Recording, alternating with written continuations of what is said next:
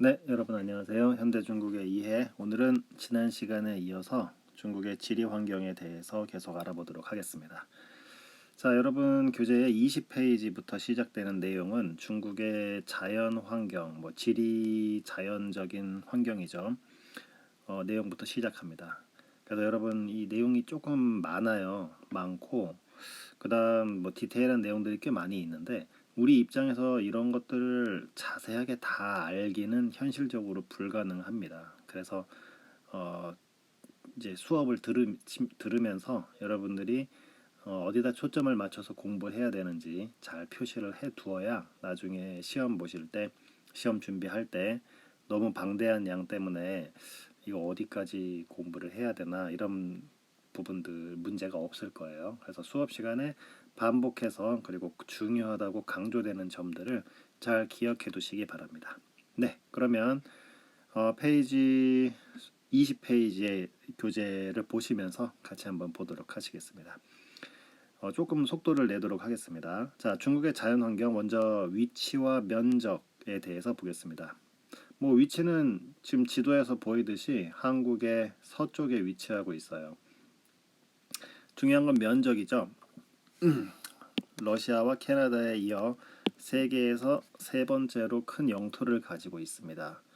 커요. 네, 확실히 큽니다. 전체 면적이 960만 제곱킬로미터다 이렇게 돼 있는데 정말 큰 땅을 가지고 있습니다. 그래서 시간차가 있겠죠. 우리가 시차, 어, 한국에서 이제 중국으로 넘어갈 때 시차는 기본적으로 1시간이거든요. 여러분들 보시면은 한국이 여기 있고 북경 시간으로 하면은 요 정도가 1시간 차이가 나면 여러분 생각해 보세요. 북경에서 이쪽에 라싸 이쪽까지는 꽤 시간 차이가 많이 생기겠구나. 그래서 여기 보시면 동쪽과 서쪽 간에 약 4시간의 시간차가 생긴다.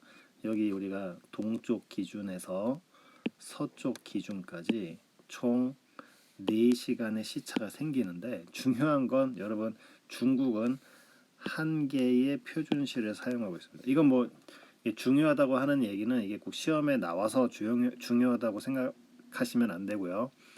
여러분들 중국이 땅이 이렇게 큰데 시간차가 꽤 생기겠구나 생각할 수 있는데 이게 정치적인 이유일 수도 있습니다. 중국은 동일 표준시를 사용하고 있습니다. 그래서 중국 내에서 이동할 때에는요 시차를 고려할 필요가 없어요. 네, 아무튼 이런 재밌는 또 특징을 가지고 있습니다. 자, 그리고 주변 그 국경을 접하고 있는 국가들이 굉장히 많이 있습니다. 그래서 우리가 지리에 좀 관심 있는 사람들은 이제 세계 지도를 보면서 자기가 갔던 나라들 이렇게 보면서 생각도 해보는데 여기 보시면 남쪽에서는 베트남부터 시작해서 라오스, 미얀마, 네, 이렇게 쭉 국경 접하는 나라들이 엄청나게 많죠.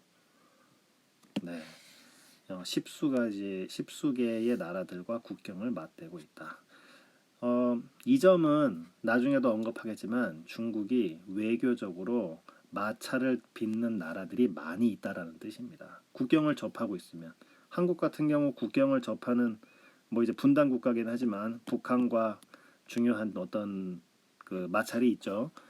중국은 이 주변에 국경을 접하고 있는 나라들이 엄청나게 많아요. 그래서 어떤 외교적인 마찰도 꽤 많은 그런 상황입니다. 그런데도 불구하고 그런 그 외교적인 문제들을 그나마 잘 억제하고 있다는 점에 있어서 중국이 큰 땅을 이렇게 통치하는 면에서 나름대로 아주 효율적인 그런 통치 체계를 가지고 있다. 행정부가 행정부 외교부 이쪽에서 굉장히 좀 일을 잘한다라고 생각할 수 있겠죠. 네, 여담이었습니다. 다음 페이지로 넘어가시죠. 자, 위치와 면적 얘기를 계속 하고 있어요. 그 국경선의 길이가 앞 페이지에서도 나왔지만 2만 킬로미터에 해당합니다. 그 굉장히 넓은 그 국경선을 접하고 있어서 아까 10수개, 15개 국가와 국경을 접하고 있다. 네, 이 정도의 어떤 그 디테일한 점들이 나오고요. 해안선도 역시 만만치 않죠. 네, 여기 지도에 보시면 이렇게 표시가 되어 있는데 해안선 역시도 18,000제곱킬로미터에 달할 정도로 넓은 면적을 가지고 있습니다. 뭐 바다 해역을 두고도 마찰이 꽤 많죠. 네, 자세한 얘기는 뭐 생략하도록 하겠습니다. 그래서 내륙 지역이든지 해안 지역이든지 많은 나라들과 접하고 있다라는 점이 요점입니다. 자, 그래서 중국을 뭐 관심을 좀 가진 사람들은 중국의 주요 도시들의 이름들은 좀 들어본 적이 있을 거예요. 이제 한국어로 표기하면은 다리엔 이렇게 돼 있는데 이거 뭐 중국어로는 이렇게 있습니다. 다리엔, 그다음 티엔진, 천진, 칭다오, 청도. 여러분 뭐 칭다오 맥주 요즘에 많이들 먹죠. 네, 칭다오, 상하이, 상해, 신전, 네, 심천이라고 하죠. 그다음 광저우. 이육이 나오는 이런 주요 도시들이요. 해안선을 따라서 있는 도시들이에요.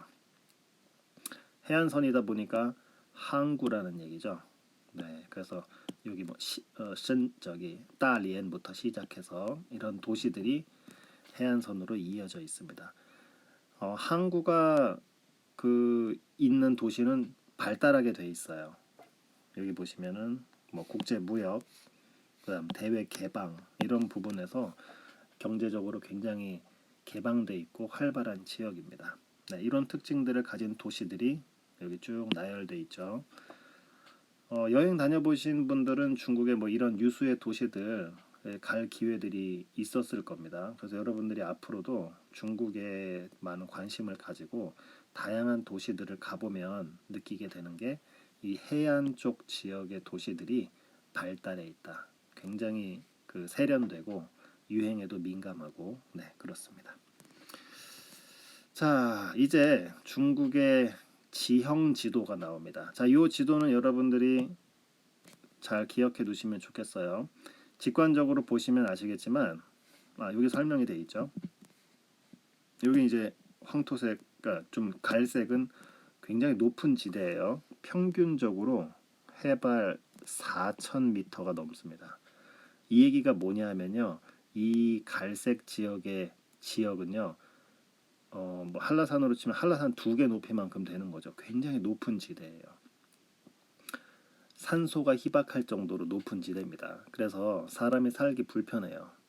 뭐 농사 짓기도 힘들고 그러다 보니까 사람들이 많이 안 삽니다. 자, 황토 지역, 황토색 지역이 내려오면은 좀 낮겠구나, 굉장히 낮은 지역이구나 되지만 여기도 이 정도 평균 내보면요, 나름대로 해발 1000m 이상 정도 됩니다. 뭐 높은 곳은 해발 2000m 넘는 곳도 있고 그래요. 그래서 산지가 끼어 있는 산지가 끼어 있는 비교적 높은 지대지만 중국 사람들이 그래도 이 정도에서는 좀 살 수 있겠다 하는 곳입니다. 자, 초록색 지역 보시면은 네, 드디어 좀 사람이 살기 좋은 곳이에요. 그래서 여러분 이 지도는 나중에 인구 분포 지도랑도 굉장히 깊은 관련을 가지고 있습니다. 중국 사람들 대부분은 네, 이렇게 평평한 지역, 낮은 지역에 많이 몰려 살고 있어요. 자, 그러면은 이 지도를 보시고 판단해 보건데 서쪽에서 동쪽까지, 서쪽은 높고 동쪽은 낮은 서고 동저형의 지형을 가지고 있다. 요거 한국 지리 여러분 뭐 고등학교 때 공부해 봤으면 알겠지만 한국은 동고서저죠. 동쪽이 높고 서쪽이 비교적 평평한 그런 지형을 가지고 있는데 중국은 반대라고 보시면 됩니다. 서고동저.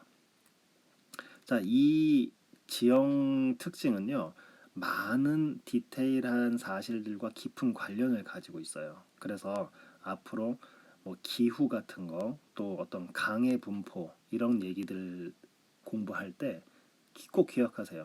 서쪽이 높은 고원지대가 많고요.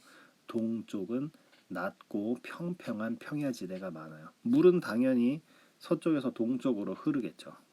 네, 그래서 어떤 뭐 강의 분포 그런 것들, 또 기후 같은 것도 보시면 여기 보시면 자, 뭐 세 번째 요 표현 서고 동조양의 지형은 지세가 낮은 동쪽으로 하천이 흐르게 하고 아까 이제 강의 분포 얘기했었죠.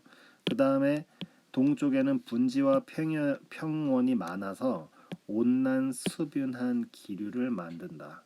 그래서 이쪽에 온대 기후 또 촉촉하고 습기가 많고 따뜻한 그런 기후들이 형성이 돼서 농사도 잘 됩니다. 사람들이 몰려 살기 딱 좋은 그런 조건을 형성하고 있죠. 자, 그래서 이 지형지도 서고 동저라는 키워드를 다시 한번 짚고 넘어가도록 하겠습니다.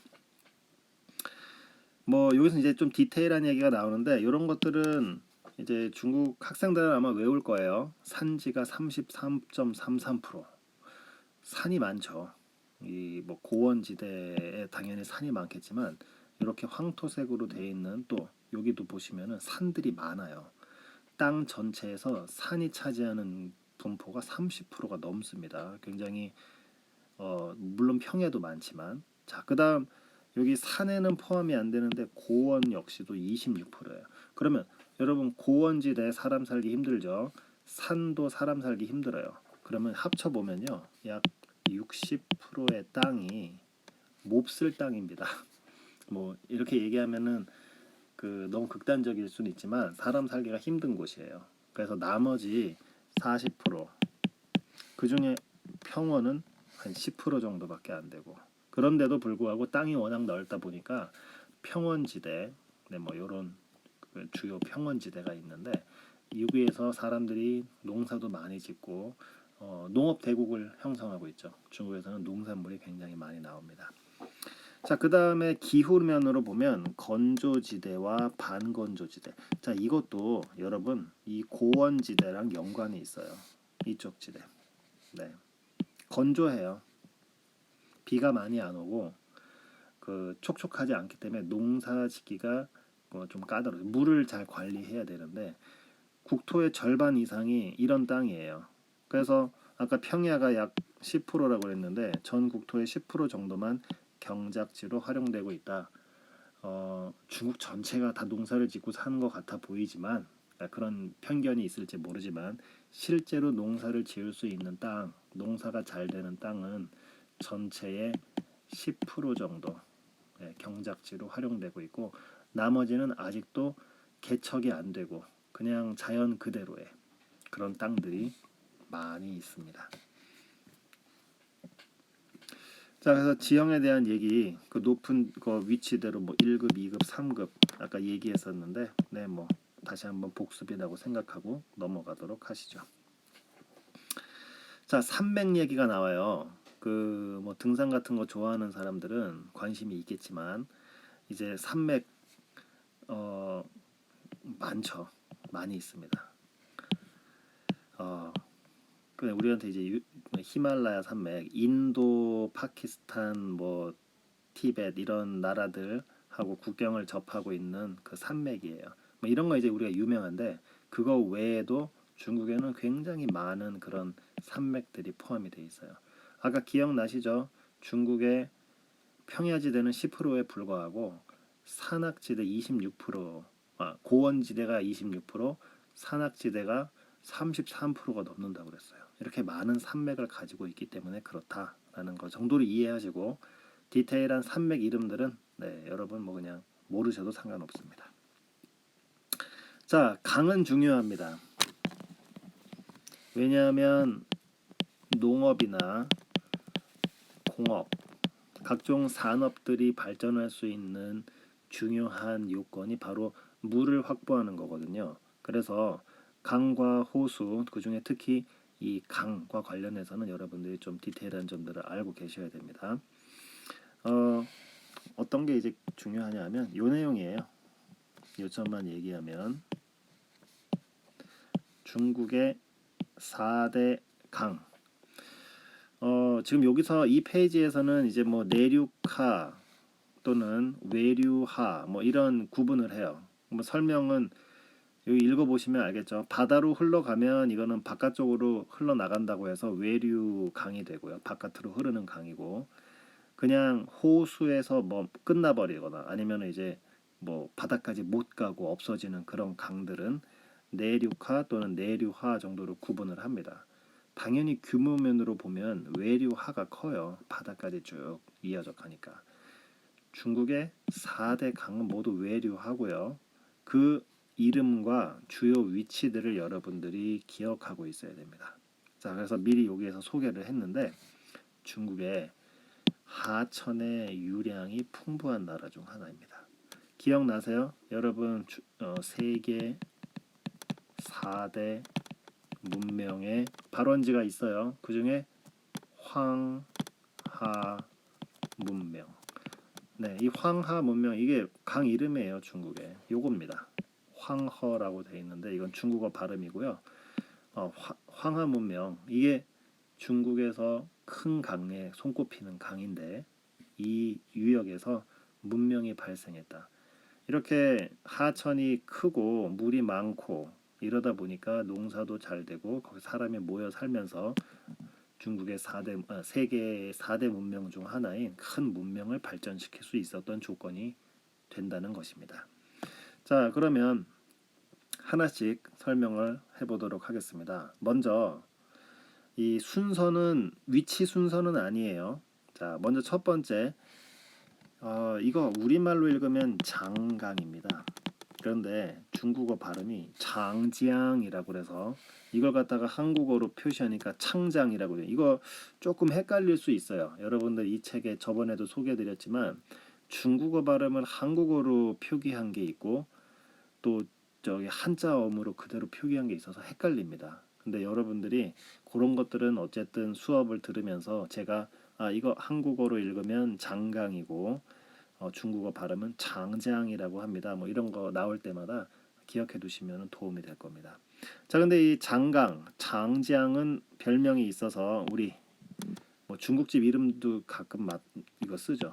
양자강, 네, 양쯔지앙이라고 그래가지고 이런 별명이 또 있어요. 둘이 같은 강입니다.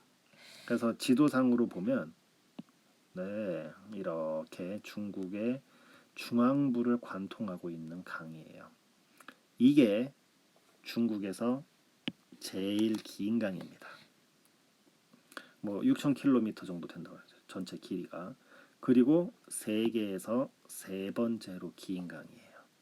뭐 여기 보면은 뭐 나일강이 제일 길고 그다음 아마존강, 세 번째로 중국의 장장, 장강. 뭐 이런 거는 이제 세계에서 가장 긴 강들 뭐 이런 거 퀴즈 같은 거 낼 때도 간혹가다 나올 수 있겠죠. 자, 어쨌든 중국의 장강을 첫 번째로 4대 강 중에 제일 긴 강이다. 그리고 물의 양이 굉장히 많아요. 물이 양이 많다는 얘기는 이 주변 지역들이 농사가 엄청나게 잘 된다는 얘기입니다. 그래서 이 주변에 아주 중요한 내륙 도시들이 포진하고 있습니다. 역시 기후 역시도 보면은 온난 습윤한 네, 이쪽 남쪽 그 여기 설명이 돼 있죠. 네, 온난 다습하다. 습기도 많고 따뜻해서 또 토지도 비옥해서 예전부터 농업 중심의 경제가 발달했고요. 지금도 역시 유수의 도시들이 많이 모여 있다. 네, 이 정도로 이해하시면 되겠습니다. 자, 두 번째 강입니다. 아까 얘기했던 황하 문명의 발원지인 황하, 중국어로 읽으면 황허입니다. 중국에서는 두 번째로 긴 강이에요. 첫 번째는 장강이 제일 길었고 두 번째는 황하입니다. 길이 비슷해요. 아까 6,000km 넘었었는데 이번에는 5,400km 정도. 역시 깁니다. 조금 돌아가죠. 네, 위로 이렇게 돌아가고요. 왜 황하냐? 이게 누를 황자를 썼는데 여기 사진에 보시면 아시겠지만 대부분 평소 이 주변 지역이 이 건조하고 황토가 많은 지역을 지나가다 보니까 물의 색깔이 혼탁해요. 말 그대로 누르스름합니다. 그래서 이름 그대로 황하입니다. 비가 많이 오면 주변에 있는 어떤 이런 진흙 성분들을 모두 끌고 이렇게 바다로 흘러가죠. 그러다 보니까 이쪽에 사실 농사하기에 굉장히 좋은 그런 역할을 하고 있어요. 이런 부유물들을 갖다가 하류 지역으로 쭉 내보내는 그런 역할을 하죠. 그래서 이쪽 밑에 지역에 많은 영양분을 공급하는. 네, 그래서 하류 지역에 비옥한 토지가 형성되게 된다. 황하 유역을 따라 황하 문명이 발생하였다. 어디요? 진나라. 진나라는 시안. 네, 시안이라는 동네에 여기 있는데요. 여기 보면은 뭐 병마용 같은 거 여러분 들어보셨을 거예요. 진나라 황제, 뭐 진시황이죠. 진시황제가 자기 이제 죽을 때 혼자 가기 외롭다고 그래서 사람들을 엄청나게 많이 데리고 가죠. 네, 그러면서 그 사람들의 1대1 모양, 사람 모양의 그 인형들. 그러니까 인형이라고 그러면 좀 우스운 표현이고 그 조각상이라고 봐야 되겠죠. 그 엄청난 규모예요. 진짜 일개 군대를 갖다 같이 묻어버렸습니다. 그래서 병마용이 바로 이 시안이고 시안이 황하 유역에 있는 문명의 발원지로서 굉장히 오래된 도시입니다. 아까 그래서 그 장강이 이렇게 지나갔었죠. 네, 장강 유역에도 도시들이 엄청나게 크고 황하 주역 근처에도 도시들이 많아요. 자, 다음은 흑룡강입니다. 흑룡강. 네, 뭐 우리 이제 조선족들이 많이 위치하고 있는 동북 지역에 있는 가장 큰 강이고 러시아랑 경계를 접하고 있는 그런 강이에요. 이게 왜 제 발음이 아까 흑룡강 이건 한자어로 읽은 거고 중국어는 헤이롱지앙 헤이롱지앙 그래가지고 발음 많이 차이가 나죠. 자, 이게 왜 흑자가 들어가냐면요. 강 색깔이 사진에 보면은 잘 그냥 푸르스름하게 나오는데 짙은 검은색에 가까운 그런 푸른색이에요. 이 강에 부식질이 게 철분이죠. 강에 철분이 많아서 이 흑색 가까운 색깔이 띠고 있다고 그래서 헤이롱장이라고 부른다고 합니다. 실제로 이 강물에 이런 그 부유물들, 그러니까 아까 황허도 그랬지만 이런 미네랄 성분이 많은 곳이기 때문에 역시 비옥해요. 그래서 이 일대도 큰 평원과 함께 농사가 굉장히 잘 되는 곳입니다.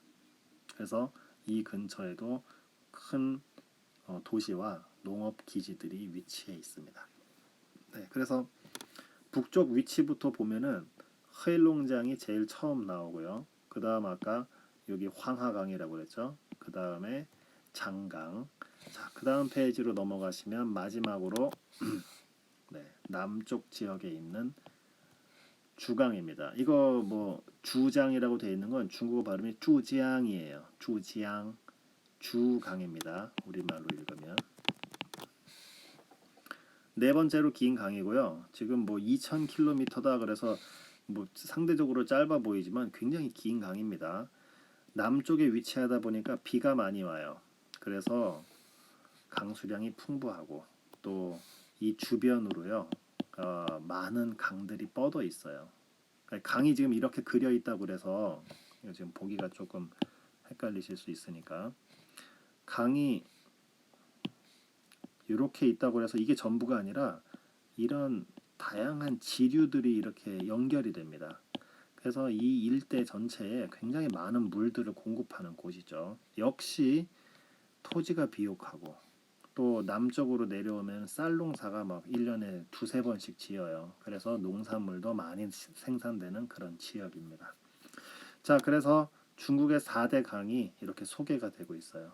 헤이롱장, 황허, 장장, 주장, 뭐 이런 중국어 이름들이 이렇게 있는데 각각의 위치를 기준으로 해서 강들의 이름들을 기억해 두셔야 됩니다. 이건 조금 디테일하게 이름까지도 기억해 두셔야 되겠습니다. 뭐 이유는 이 강변으로 주요 도시들이 위치하고 있고 중국의 어떤 문명의 발전 또 산업의 발전에 중요한 역할을 하기 때문에 그렇습니다. 네, 자 그래서 그 강 얘기까지 했어요. 자, 호수 얘기는 빨리 넘어갈게요. 호수는 너무 많아요. 3,000개 가까운 호수가 있고요. 면적이 큰 호수도 10개가 넘어요. 지금 면적이 1000제곱킬로미터라고 했는데 이게 우리 눈으로 보면요 바다처럼 보이는 그런 호수예요. 굉장히 큰 호수들도 많습니다. 그래서 중국의 여러 가지 호수들은 주로 이렇게 이거 동쪽이죠 지금 이쪽이 서쪽이면 왜냐하면 강들이 이렇게 흐르니까 하류 지역이에요. 강들의 하류 지역에 여러 가지 이제 호수들이 생기게 되는데 옛날에 이런 호수들을 연결을 시켜서 운하를 만들기도 했었다. 뭐 이런 얘기가 이제 책에 소개되고 있습니다. 이게 뭐 한국에 옛날에 이제 4대강 그런 사업도 했었는데 비슷하게 이 내륙 지역의 강들을 연결해서 호수들을 연결해서 뭐 물건도 실어 나르고 사람의 운송 수단도 하는 뭐 그런 걸 했었다. 벌써 옛날 얘기예요. 그 수나라 때 아주 옛날에부터 이런 큰 토목 공사를 했었던 그런 나라입니다. 중국이. 네, 그래서 호수는 뭐 굉장히 많다. 큰 호수들도 굉장히 많다 정도로 기억하시고 넘어가겠습니다. 네, 자, 그 지형 얘기에 이제 아까 고원 얘기가 나오잖아요. 고원도 많아요. 일단은 갈색 지역하고 요 황토색 지역 모두 포함해서 고원들이 4개의 큰 고원들이 위치합니다. 근데 이 부분은 역시나 여러분들 서쪽은 높은 지역이다 정도로만 이해하고 끝낼게요. 뭐 여기에 나오는 각각 고원들의 얘기는 이름은 기억할 필요가 없습니다. 다만 높은 지역이다. 사람 살기가 만만치 않은 곳이다. 네, 이 정도로 기억하시면 되겠습니다. 네, 뭐 지금 고원에 대한 얘기는 제가 빨리 넘어갈게요. 자, 그 다음에 분지 얘기가 나오는데요. 이거 분지가 무슨 뜻이냐면은 주변이 높은 산으로 둘러싸여 있는데 이렇게 쏙 들어가 있는 지역이에요. 이것도 주변 지역은 높은데 쏙 들어가 있죠. 주변 지역이 높은데 여기 쏙 들어가 있습니다. 자, 스촨이라는 지역이 있어요. 여러분들 중국의 큰 도시 중에 하나죠. 역시 여기도 분지예요. 그래서 분지의 특징은 주변은 굉장히 높고 이 분지 지역만 쏙 들어가 있다 보니까 일단은 해발이 상대적으로 낮기 때문에 사람들이 많이 모여 살긴 하지만 공기가 잘 안 통하죠. 주변이 가로막고 있어서. 그래서 스촨 같은 경우 굉장히 무덥고 또 답답한 그런 여름 날씨로 유명합니다. 네. 근데 다른 지역들 분지 얘기들 이런 쪽 가면은 사람들 많이 안 산다고 그랬어요. 이쪽보다는. 그래서 우리 뭐 스촨 정도.